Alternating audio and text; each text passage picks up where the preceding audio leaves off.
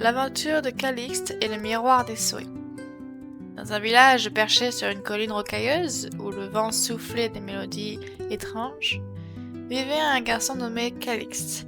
Ses yeux brillaient d'une curiosité sans fin, et il passait ses journées à explorer les ruelles poussiéreuses, cherchant des énigmes à résoudre ou des objets oubliés dans les coins d'ombre.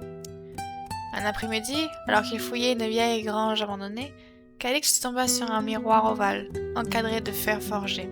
Il était couvert de poussière, mais quand il l'essuya, son reflet scintilla d'une lumière étrange, et une voix grave, comme un écho de métal, s'éleva. « Je suis le miroir des souhaits. Je peux réaliser un vœu, mais en échange, tu devras céder une part de ce qui fait battre ton cœur. » Calixte, intrigué, réfléchit. Il avait toujours rêvé de posséder une boussole magique qui indiquerait le chemin vers n'importe quelle aventure. « Je veux une boussole qui me guide vers des lieux extraordinaires, » dit-il. Le miroir vibra et répondit « Ton vœu sera exaucé, mais une qualité de ton cœur sera le prix. Acceptes-tu » Calixte hocha la tête. Le lendemain, une boussole dorée, gravée de symboles mystérieux, apparut sur sa table. Il la saisit, et l'aiguille tourna frénétiquement avant de pointer vers une direction. Calixte suivit le chemin, traversant des grottes scintillantes, des plaines balayées par le vent, et même un canyon où des pierres semblaient flotter. Chaque aventure était plus incroyable que la précédente.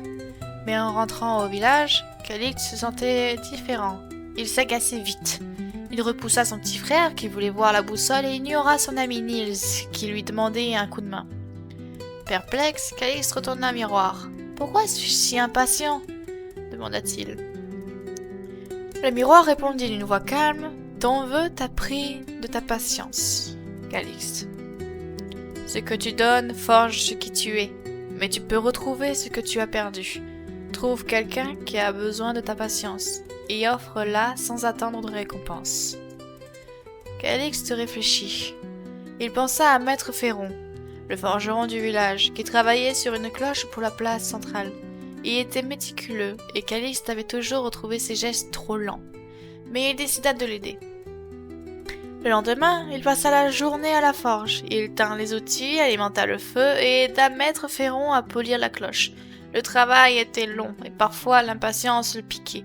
Mais il pensa à la cloche qui sonnerait pour tout le village et se concentra. À la fin, Maître Féron posa une main sur son épaule. « Merci, Calixte. Ta patience a rendu cette cloche digne de chanter. » En rentrant, Calixte sentit une douce chaleur en lui. Sa patience était revenue, plus profonde qu'avant. Il retourna au miroir.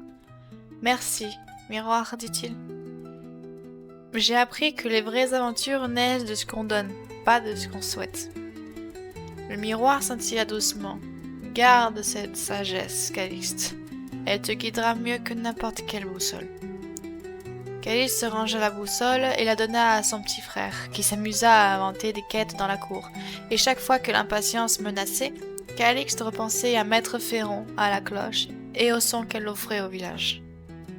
Les désirs peuvent nous coûter des qualités précieuses de notre cœur, mais en offrant notre temps, notre patience, ou notre bonté sans rien attendre, nous gagnons bien plus que ce que nous avons perdu. J'espère que cette petite histoire vous a plu. N'hésitez pas à vous abonner, à liker et à laisser un petit commentaire. Ciao!